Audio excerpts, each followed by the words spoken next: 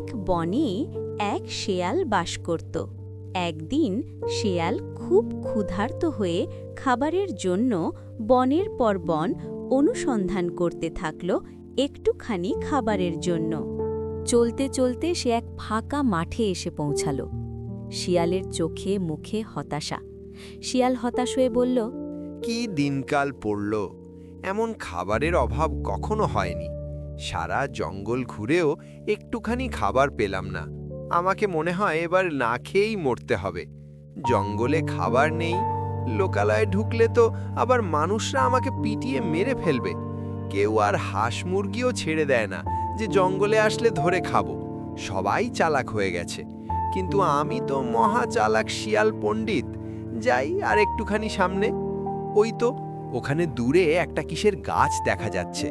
এগিয়ে গিয়ে দেখি।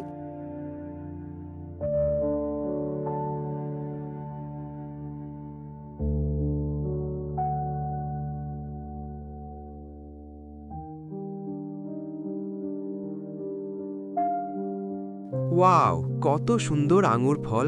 প্রাণটা জুড়িয়ে গেল। কিভাবে পারবো? হ্যাঁ, উপায় পেয়েছি। দেখি লাফ দিয়ে পারা যায় কিনা। হেইয়ো, বলো। জোর হলো না, আরো জোরে।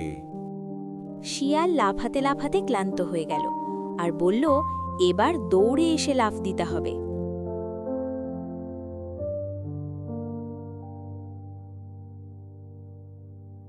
শিয়াল ক্লান্ত হয়ে বলতে লাগল, আঙুর ফল টক, আঙুর ফল টক, আঙুর ফল টক। এই গাছের সব আঙুর ফল টক।